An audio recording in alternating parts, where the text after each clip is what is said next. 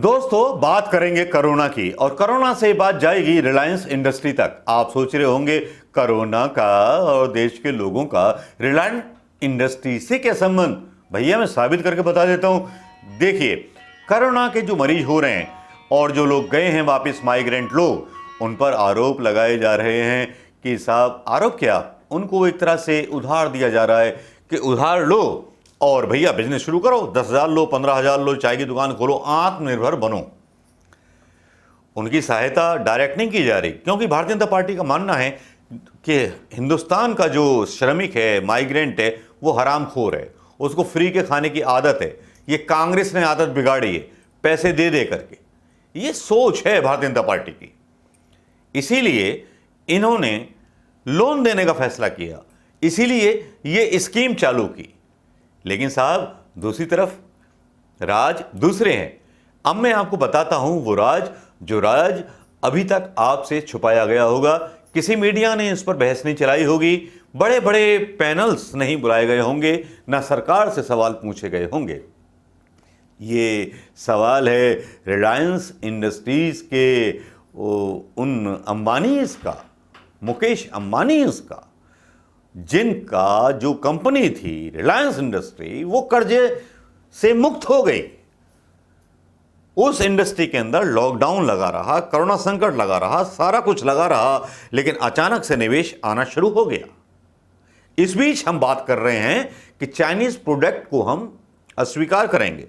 संघ के जितने संगठन हैं, भारतीय जनता पार्टी के संगठन हैं, बोल रहे हैं कि संघ को हम मतलब चीन के जितने व्यापारिक वो हैं, सबका हम बहिष्कार करेंगे। तो मुझे समझ में ये नहीं आ रहा कि अभी तक सरकार ने क्यों चाइनीज शोरूम बंद करने के आदेश क्यों नहीं दिए और ठेके क्यों रद्द नहीं किए।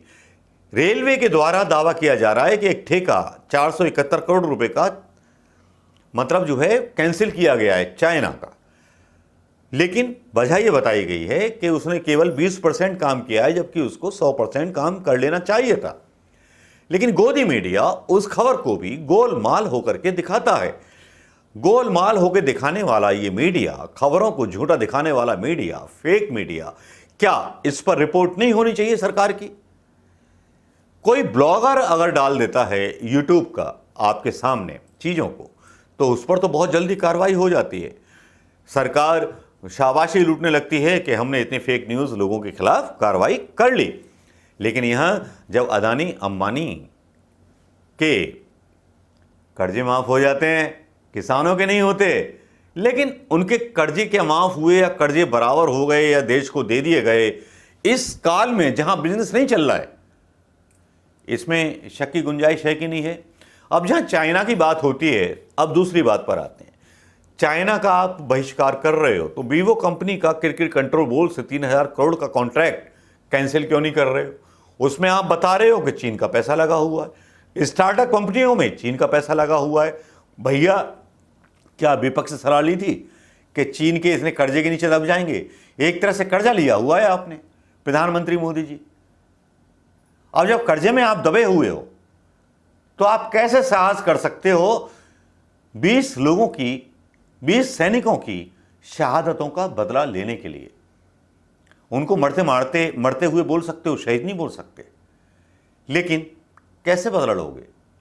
क्योंकि चाइना की भी हिस्सेदारी जियो में है। अब सवाल आप पर उठने लगे हैं अंबानी साहब कि आप कितने बड़े देशभक्त हैं। क्या चीन के साथ आप अपने व्यापार जारी रखेंगे? अदानी साहब, क्या चीन के साथ व्यापार अपने जारी रखेंगे? साहिब सवाल नहीं करेंगे, देशवासी होने के नाते हम अदानी अंबानी से सवाल करेंगे, जो देश के सबसे बड़े कारपोरेट हैं। दोस्तों, कैसा लगा ये वीडियो? शेयर कीजिएगा। नमस्कार, जय हिंद।